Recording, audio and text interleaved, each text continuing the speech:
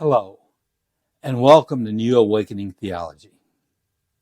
In this video, we'll be talking about Christ's commandment, place God first. In Matthew 6:33 we read, "But seek first his kingdom and his righteousness, and all these things will be given to you as well." Be sure to hit the like and subscribe buttons so you will not miss any future videos.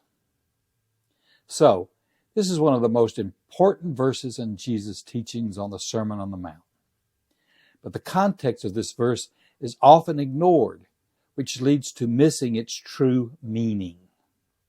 In Matthew 5-7, we find Jesus' most famous message, the Sermon on the Mount. In Matthew 6:25-34, Jesus is encouraging his listeners to not get caught up in worrying about things out of their control. He gives some powerful illustrations. Look at the birds who fly around peacefully. Look at the beauty of the lilies. God feeds and cares for them faithfully, and each person is far more valuable to God than flowers and animals.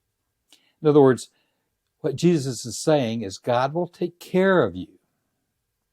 Therefore, we need not worry because the Creator of the universe has our back. This is what leads us to Matthew 6:33.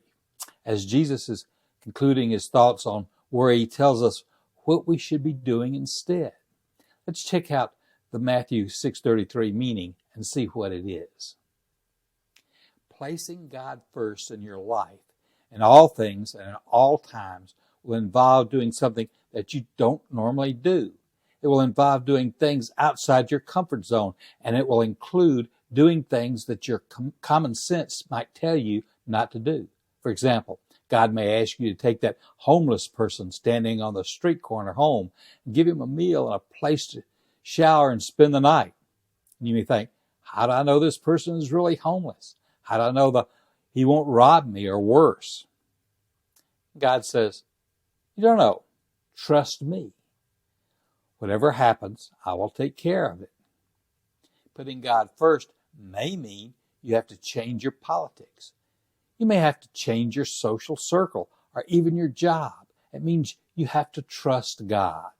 Putting God first is hard. You must take that leap of faith. You must answer God's call by saying, here I am, send me. There will be times when you fail because we all fail. But if we put God first, we keep trying. The reality is we are surrounded by things that are demanding our time.